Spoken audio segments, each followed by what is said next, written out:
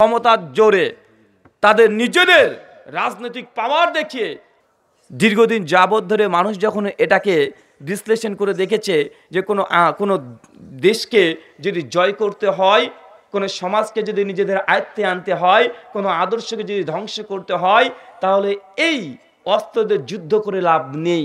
মুসলমান জাতিকে দীর্ঘ 1400 বছর ধরে অনেকে চাচ্ছে ধ্বংস করে দিতে। এই জন্য অজস্র ইসলামের ইতিহাসে দেখবেন যুদ্ধ আছে না নাই? সবগুলো অস্ত্র দিয়ে। আল্লাহি, আল্লাহর কসম, মুসলমানদের সঙ্গে পৃথিবীতে যত যুদ্ধ হয়েছে, সে যত বড়ই ব্যক্তি হোক না কেন হোক, সে চেঙ্গিস খান হোক, হালাকু খান হোক, আর আল্লাহ নবীর জীবদ্দশায় যেসব যুদ্ধ হোক না কেন, সব জায়গায় মুসলমানদেরকে অধিকাংশ ক্ষেত্রেই মুসলমানের সঙ্গে তারা যুদ্ধে পারে নাই। পেরেছে কথা বলেন না? কারণ মুসলমানদের জজবাটাই আলাদা। একজন আর্মি দেশের রক্ষা করছে, সবসময় তার জানের একটা ভয় আছে, পরিবারের একটা পিছু টান আছে, তারপরে সে হিসাব নিকাশ করে মানুষের সঙ্গে কথা বলবে। যুদ্ধের ময়দানে গেলেও আগে হিসাব করবে সে নিজের জন্য, জানের জন্য, যে আমার একটা জানের মায়া আছে ভাই, থাকে কি থাকে না? কথা বলেন, থাকে। নিজের পরিবারের পিছু টান আছে। কিন্তু মুসলমান সৈনিক তারা যখন জিহাদ করে, যুদ্ধ করে, নিজের জানের কোনো মায়া লাগে না, বরং কখন জানটা নিয়ে নাই এই আশায় তারা আকাঙ্ক্ষিত হয়ে যুদ্ধের ময়দানে যায় কি যায় না? কথা বলেন।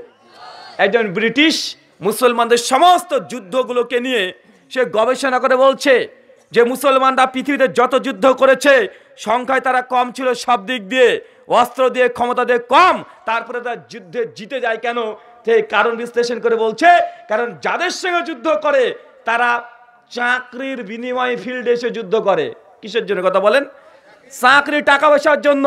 কিন্তু মুসলমান যারা সৈনিক হয় তারা অর্থের লোভের জন্য নয়, বরং তাদেরকে এটা স্বীকার করে দেওয়া হয় যে তুমি যুদ্ধে জিতে যাও, তুমি শহীদ হয়ে যাবে, আর যদি তুমি ফিরে আসো তুমি গাজী হয়ে যাবে। তুই যে যুদ্ধে যদি মৃত্যুবরণ করো তোমার জন্য জান্নাত অপেক্ষা করছে।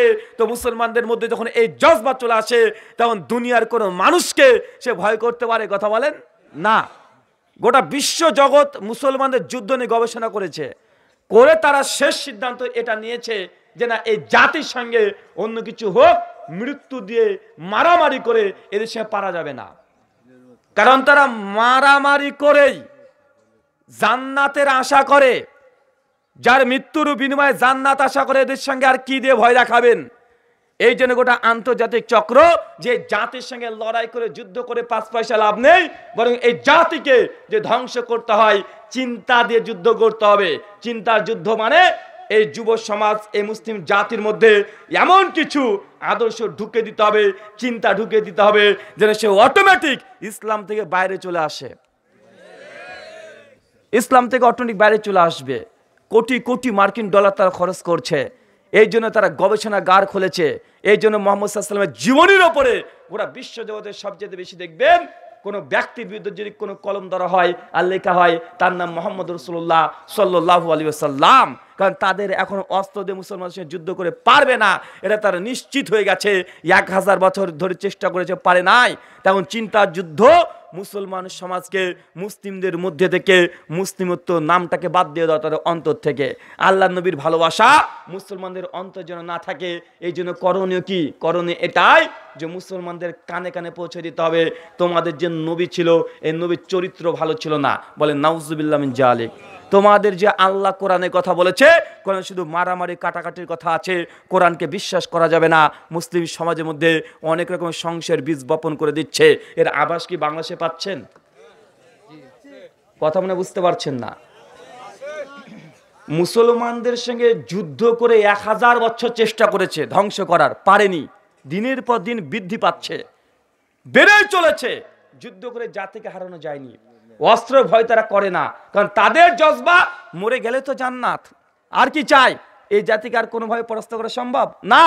এই জন্য চিন্তা দিয়ে যুদ্ধ করতে শুরু করেছে যে মুসলমানদের মধ্যে থেকে তাদের মধ্যে এমন কিছু সংশয় ঢুকে দিতে হবে যে অটোমেটিক সেই ইসলামটাকে নিয়ে নিজের সংশয়ের মধ্যে পড়ে থাকবে।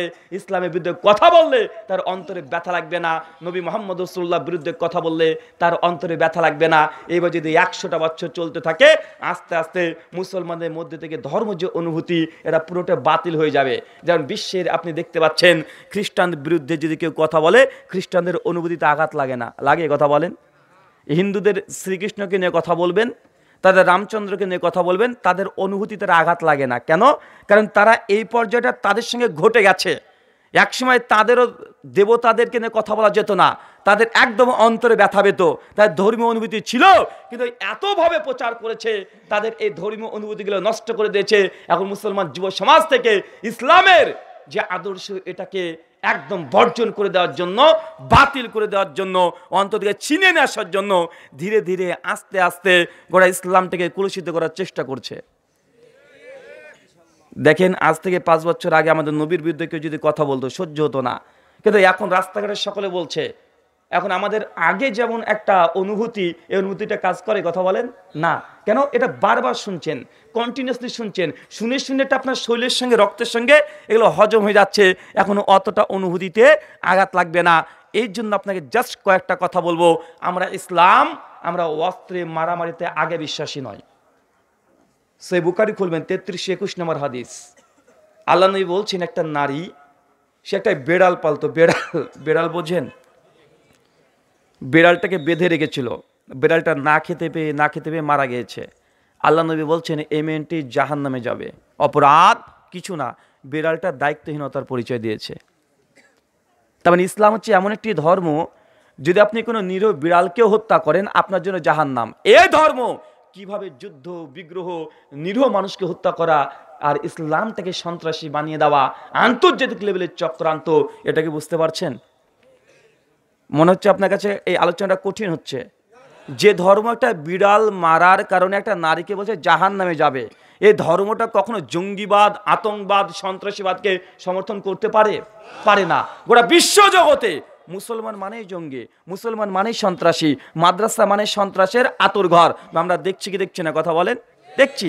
কেন? এটা আন্তর্জাতিক চক্রান্ত। মুসলমান মানে ওসামা বিন লাদেনকে দেখিয়ে দেয় আগে, দেখো এ হচ্ছে মুসলমান, আছে না নাই? মুসলমান মানে ওসামা বিন লাদেন। কারণ ওসামা বিন লাদেনকে এমনভাবে গোটা বিশ্ব জগতে চিত্রায়িত করে দেওয়া হয়েছে যে গোটা বিশ্বের সবচেয়ে বড় সন্ত্রাসী ওসামা বিন লাদেন। বলা হয় কি হয় না? কথা বলেন।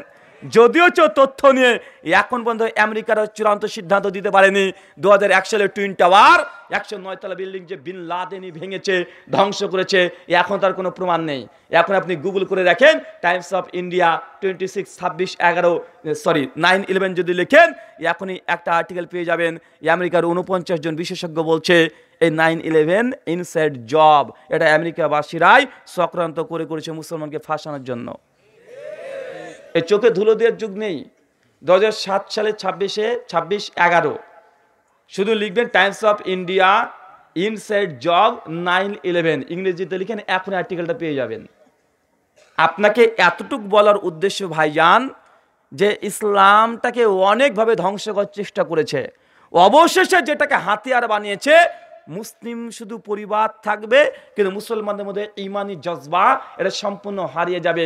আর এর বাস্তব প্রমাণ গোটা বাংলাদেশে নয়, গোটা পৃথিবীতে আমরা এখন দেখতে পাচ্ছি। আল্লাহ সুবহানাহু ওয়া তাআলা এই চক্রান্ত থেকে আমাদেরকে রক্ষা করে, সকলে বলি আল্লাহুম্মা আমিন। সম্মানিত দর্শক মণ্ডলী, এই জন্য যাদেরকে তুরপে তাস হিসেবে ব্যবহার করা হচ্ছে, তা হচ্ছে মুসলিম সমাজের মধ্যে যুবকদেরকে টার্গেট করা হয়েছে। কাকে? কথা বলেন। যুব সমাজকে টার্গেট করা হয়েছে। কারণ যুব শক্তি, যুব সমাজ এমন একটি পাওয়ার, এমন একটি ক্ষমতা, এটাকে যা ইচ্ছা তাই করতে পারবেন।